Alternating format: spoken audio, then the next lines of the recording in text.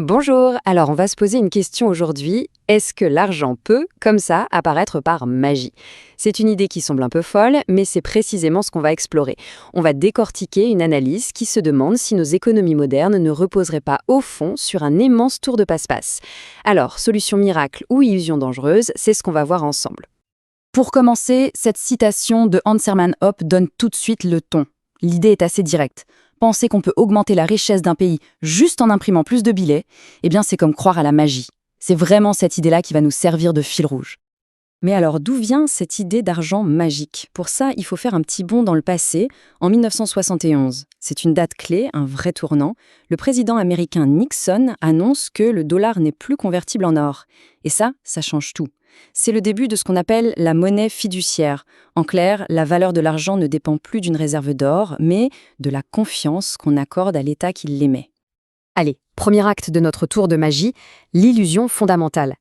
On va voir qu'il existe deux manières complètement opposées de voir la création de richesse. Et regardez ce contraste, il est saisissant. D'un côté, il y a les citoyens. Pour eux, pour créer de la richesse, pas de secret, il faut travailler, produire des biens, proposer des services utiles. C'est du concret. Et de l'autre côté, il y a l'État, qui lui semble avoir un pouvoir un peu spécial. Il peut, en quelque sorte, imprimer la richesse. C'est vraiment cette opposition qui est au cœur de tout le sujet. On passe au deuxième acte. C'est ici qu'on découvre le coût caché de la magie, l'inflation. C'est un peu le moment du tour de passe-passe, celui où la valeur de notre argent, elle s'évapore. Prenons un exemple tout simple pour que ce soit bien clair. Imaginons qu'on a 100 €. C'est de l'argent mis de côté, par exemple, sur un livret A. Ces 100 €, ils représentent une valeur bien réelle, un certain pouvoir d'achat. Et maintenant, voilà que l'État, via sa banque centrale, décide de créer 10 € de plus. Des euros sortis de nulle part, qui n'existaient pas avant. Ils sont injectés dans l'économie et s'ajoutent à tout l'argent qui circule déjà. Et voilà la conséquence, elle est mécanique. Il y a maintenant 110 € en circulation, mais la quantité de biens et de services à acheter, elle, n'a pas bougé. Résultat, la valeur de chaque euro diminue. Nos 100 € de départ sur le livret ont donc perdu 10% de leur pouvoir d'achat. Le chiffre sur le compte est le même, mais ce qu'on peut acheter avec, c'est moins. Et cette citation de l'économiste Louis Baudin, elle va encore plus loin. Elle nous dit que l'inflation, ce n'est pas juste un concept technique, c'est un vrai transfert de richesse. Une sorte d'expropriation silencieuse, qui pénalise ceux qui épargnent et qui, en même temps, profite à d'autres. Mais ce n'est que la première partie du tour. Parce que cette création d'argent facile, elle ouvre la porte à autre chose. Quelque chose que l'auteur décrit comme une fragile pyramide de cartes, la dette publique. L'analogie ici est assez parlante pour comprendre le cycle. Imaginez, un ami peut imprimer sa propre richesse. Bon, il en prête un peu. Mais pour le rembourser, comment on fait? Il va falloir trouver de l'argent ailleurs. Peut-être en imprimant encore un peu plus, ou en le prenant à quelqu'un d'autre. C'est un cycle qui potentiellement n'a pas de fin. On arrive maintenant au grand final, le moment où le magicien est censé révéler son truc. Et le truc, c'est de répondre à une question essentielle.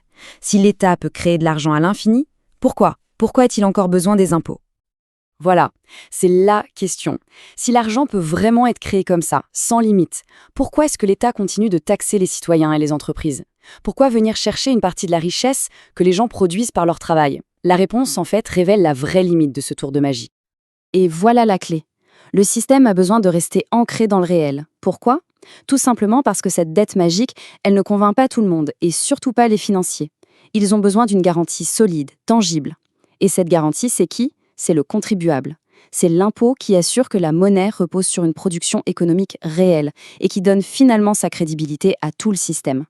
Et cette dernière citation de Jörg Guido Hülsmann résume tout parfaitement. Le point crucial, il est là. Créer de la monnaie, ça ne crée pas de nouvelles ressources. Ça ne fait que déplacer la richesse qui existait déjà. Et dans cette redistribution, il y a forcément des gagnants et des perdants. Alors si on récapitule les points clés de cette illusion, d'abord il faut bien distinguer la richesse imprimée de la richesse réellement produite par le travail. Ensuite, l'inflation est la conséquence directe de ça et elle grignote la valeur de l'épargne.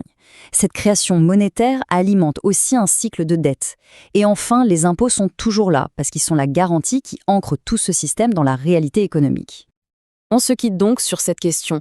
L'argent que nous utilisons tous les jours est-il le fruit d'une richesse bien réelle ou le résultat d'une illusion, certes, mais d'une illusion parfaite? La réflexion reste ouverte. Merci beaucoup d'avoir suivi cette analyse